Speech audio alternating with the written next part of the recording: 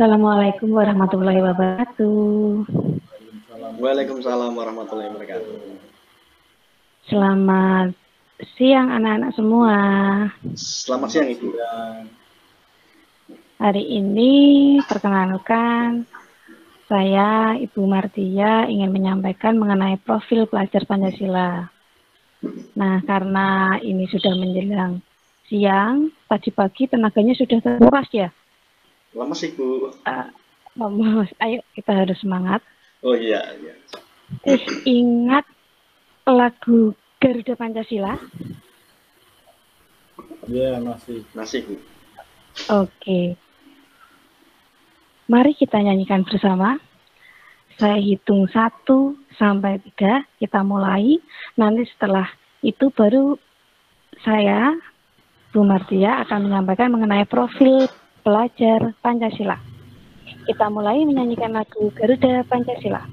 1, 2, 3. Garuda Pancasila, Akulah pendukung Satria.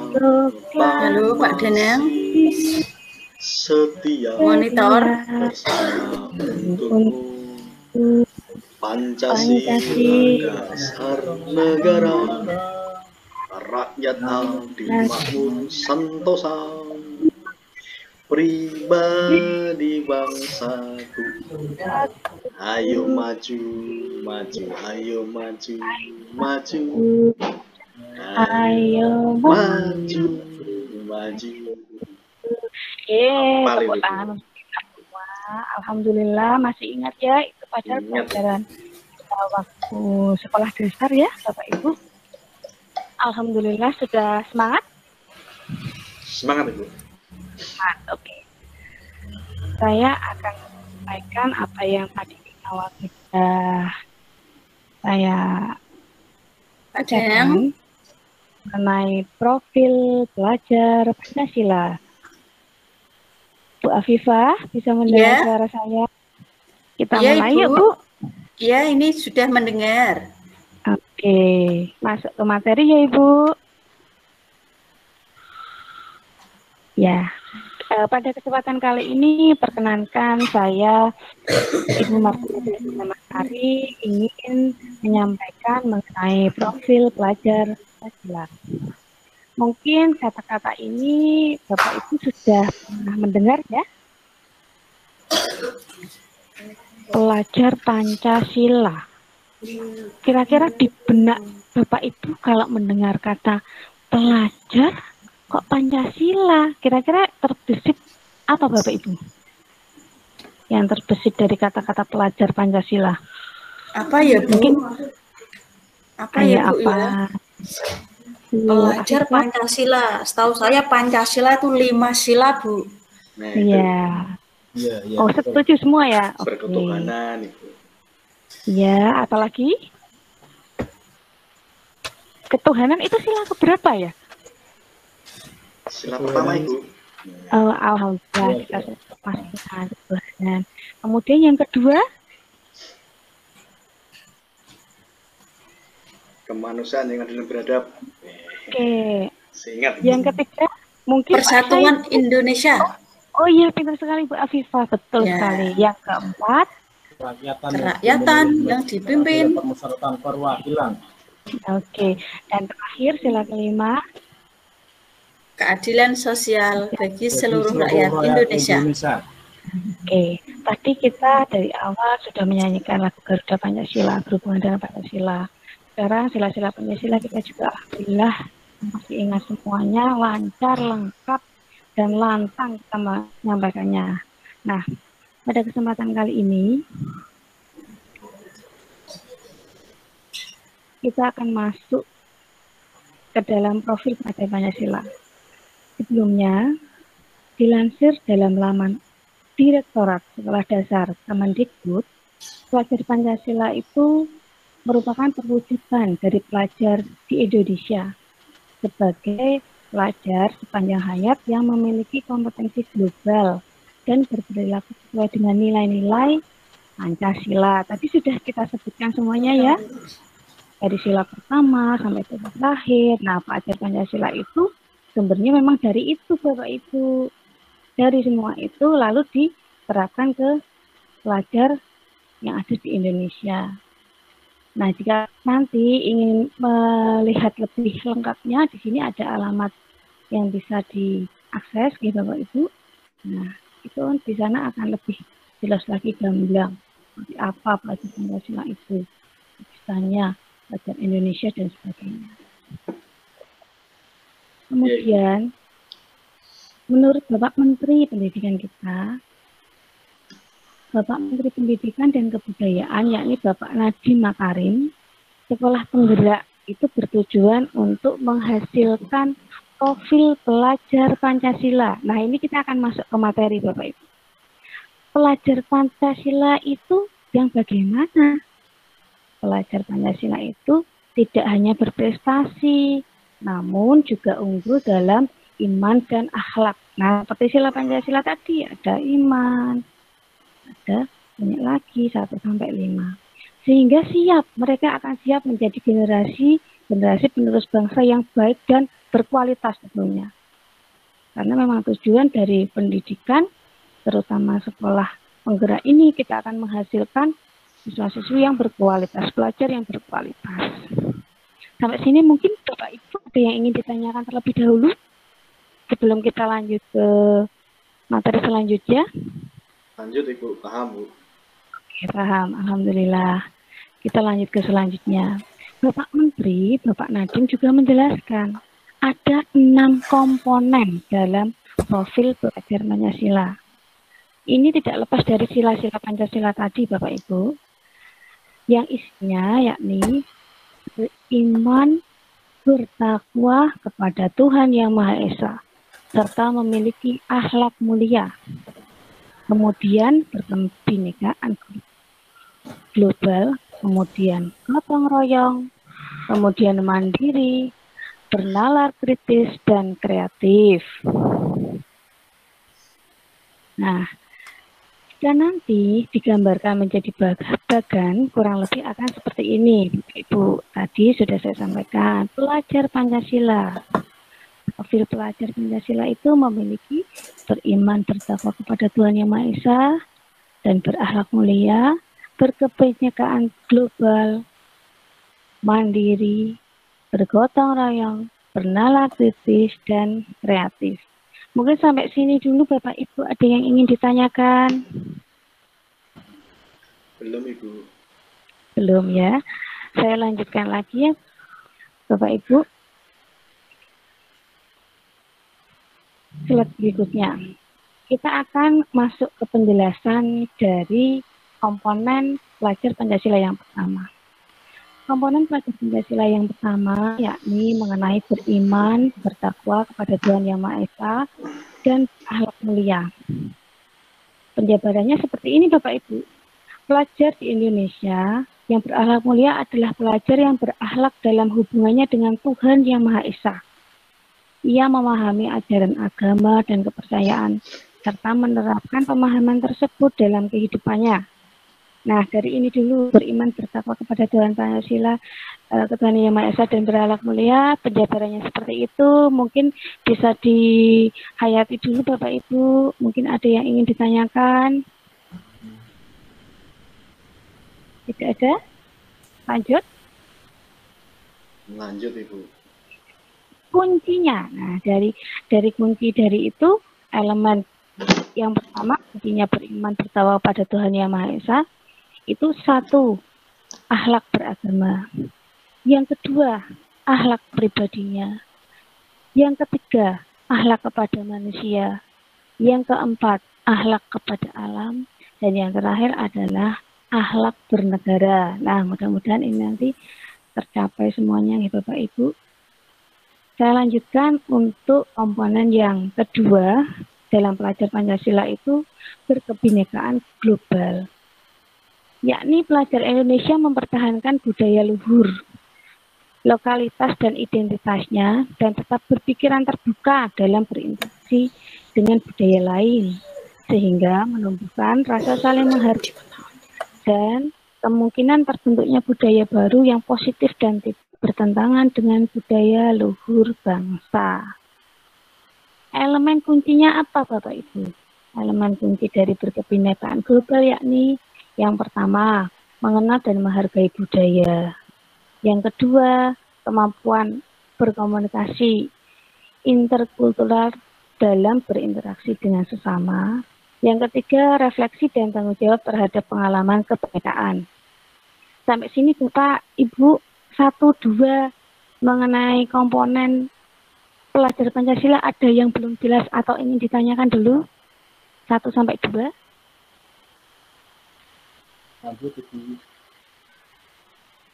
Ada ganjalan, mungkin ada yang ingin ditanyakan dulu Bapak Ibu?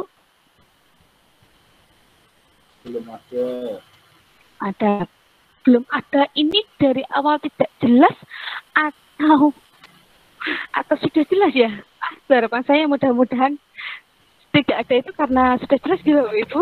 Insya Allah. Tapi nanti misal ada di akhir penyampaian saya ada yang kira-kira, saya tidak cocok dengan apa yang disampaikan Ibu Martia, atau saya masih mengganjal tadi pernyataan ini, kira-kira seperti apa penjabarannya, boleh bertanya ya Bapak Ibu. Siap Ibu. Seperti pepatah, malu bertanya, sesat di mana Bapak Ibu? Di jalan Ibu.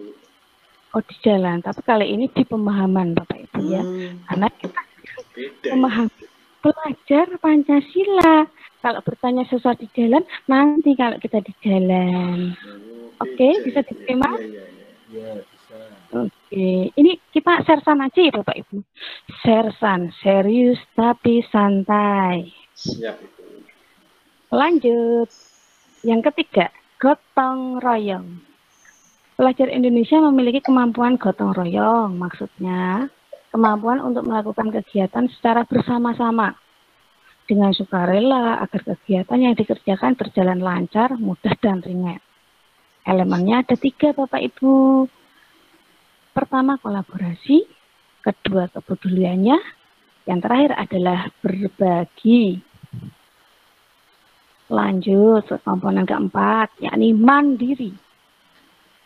Ada komponen mandiri. Pelajar Indonesia itu merupakan pelajar yang mandiri.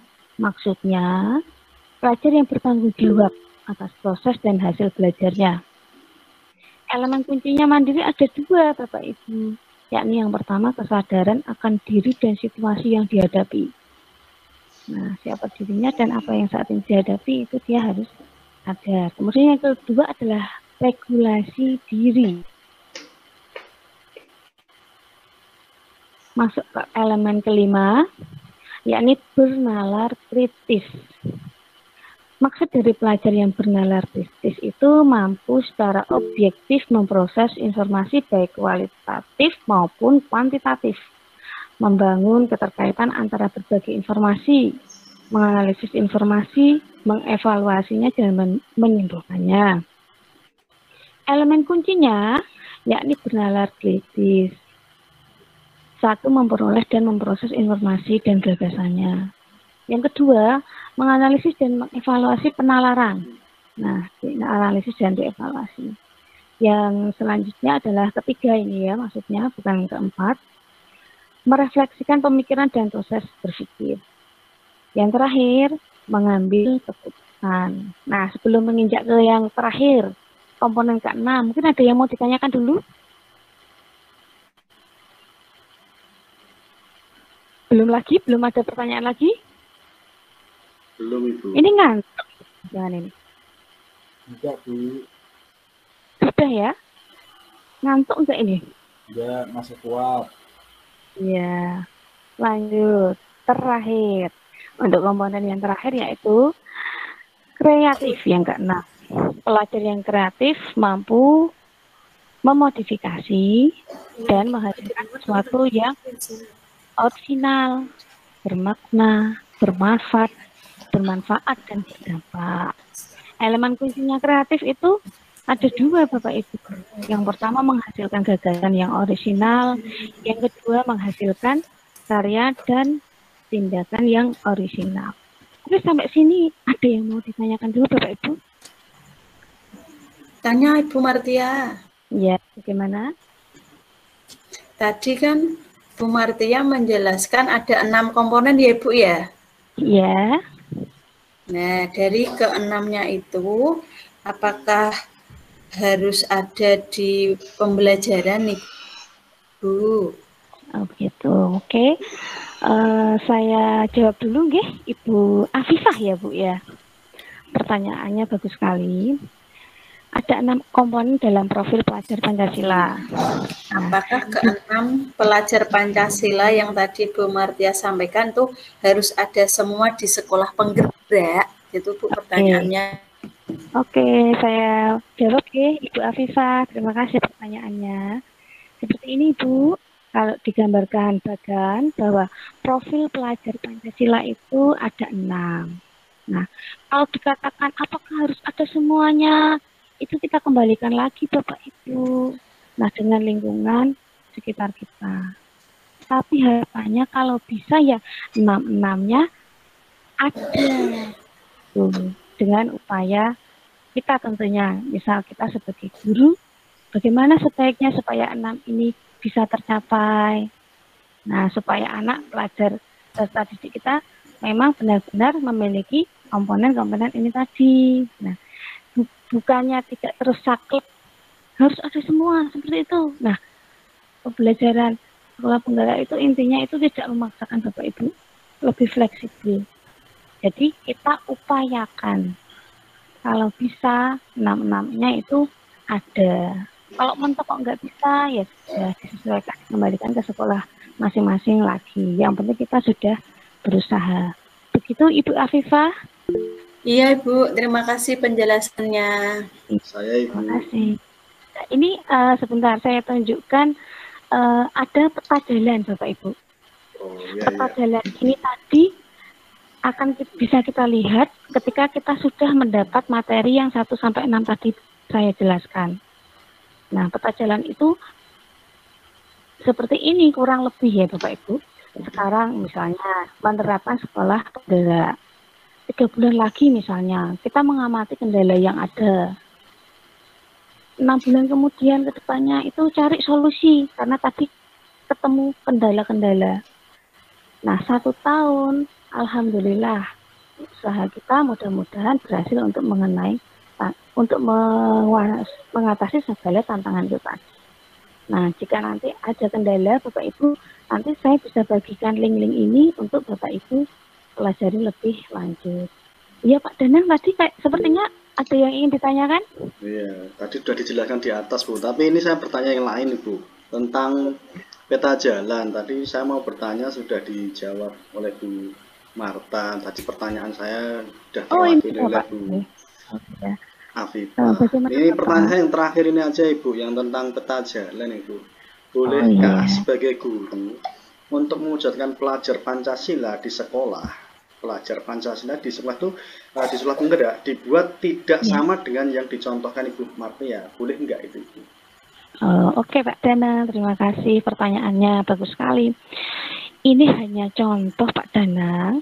Pak Danang misalkan bikin yang lebih menarik lagi, boleh sekali. Misalkan isinya tidak 3 bulan. Misalkan peta jalannya ini Pak Danang buat 2 bulan atau 4 bulan berjalan, kemudian 8 bulan berjalan, 10 bulan, misalnya jadi kelipatan 2 bulan juga boleh.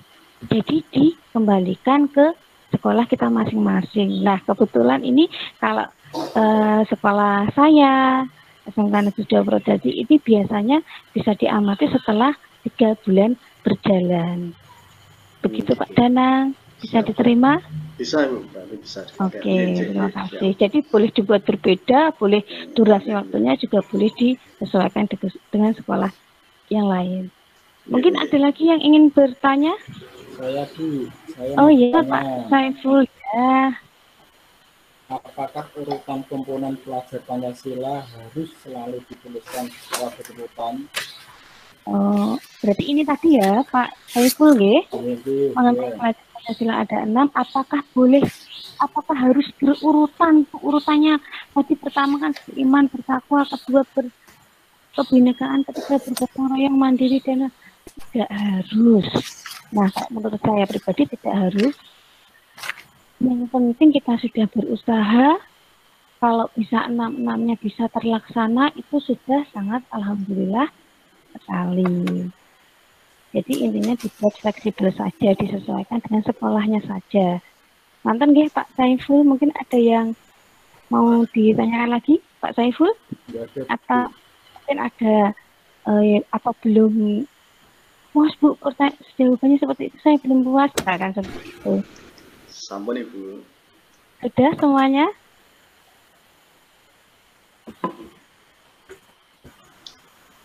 Iya, kalau sudah mungkin pemaparan saya mengenai pelajar Pancasila sudah cukup sekian. Sebelum saya tutup, saya akan memberikan ya sedikit supaya selalu terkenang. Seperti biasa, pastinya SMK bisa. SMK bisa berarti harus angkat jempol nih Bapak Ibu. Iya Ibu. Iya, iya. Pertemuan kita kali ini. SMK Bisa. SMK Hebat. hebat. SMK Bisa. hebat. Oke, terima kasih. Wassalamualaikum warahmatullahi wabarakatuh. Waalaikumsalam warahmatullahi wabarakatuh.